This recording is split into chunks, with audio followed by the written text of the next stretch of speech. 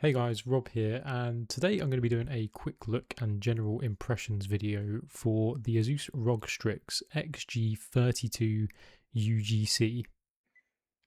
So this is a 32-inch 4K monitor that I've been using for a few months now. So I wanted to share my opinions on my favorite features of the monitor so far, as well as some things that I don't like. Now, this isn't going to be a super technical review. I don't have the equipment or the knowledge to be able to do that, but it will give you my general impressions and potentially help if you are considering buying this monitor. So, while many videos now focus on OLED panels, this monitor is actually still using a fast IPS panel, and it features dual mode functionality allowing either 4K at 160Hz or Full HD at 320Hz. Along with having a 0.3 millisecond response time and being G-Sync compatible. It also features sRGB 130% color gamut, which means the colors are really good. Personally, it's probably one of the best IPS monitors I've used for both colors and performance. For connectivity, you get DisplayPort 1.4 and HDMI 2.1. I also really like that there's no power brick with this monitor. You simply plug the cable into the back of the monitor and you're ready to go. A few times in the past, I've had even just 27-inch monitors that have had massive power bricks, and this just helps with keeping your cables tidy underneath your desk. To give a quick summary, the things that I like, one of the really cool features about this monitor is the aspect control option, which is a really neat feature that allows you to simulate either a 27-inch or 24.5-inch screen size. It maintains a high resolution depending on which option you choose, so it doesn't go to like 1080p or 1440p. It actually stays above 1440p in both options. But it gives you that smaller size, which can be a lot better for playing competitive games. It just really depends on what you're playing and whether you want to have that immersion or you want a smaller, more easy to kind of navigate screen size.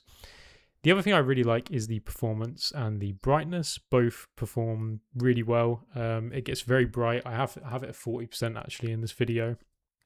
But also the speed of it, I've not had any issues with performance in that regard.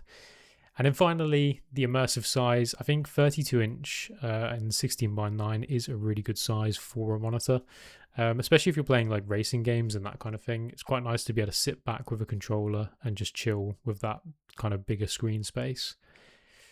Now, the things I dislike, probably the main thing would be the bulky stand design. If you've seen some of ASUS's latest monitor releases, you'll notice they've got a much more kind of minimalist stand design, which takes up less space on the desk and overall just looks a bit cleaner and kind of less gamery. The other thing would be the frame boost feature. Now, this allows you to switch the monitor into Full HD at 320Hz, which is kind of cool. Like, I've tested it playing Battlefield and it was good. Like, it did feel a lot faster, but I feel like a lot of people buying a 32-inch screen probably wouldn't want to then be playing in Full HD. Anyone wanting that kind of, actual Full HD experience will probably be using a smaller screen. So I'm kind of confused as to what purpose this serves and who would actually be using this. But potentially, I guess without it, the monitor could be cheaper. So that's the main reason why I put it as a dislike. And then the final thing is just the UI. It does feel a bit dated. It's not too bad. It's functional and it does work, but sometimes it's just a little bit slow. And yeah, it feels like it could just look a bit nicer.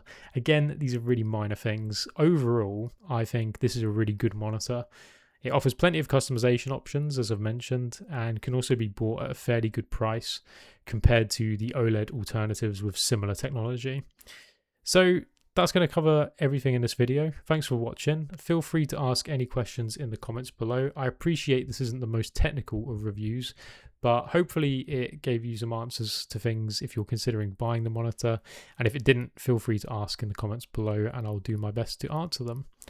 So yeah, thanks for watching and I'll catch you in my next video.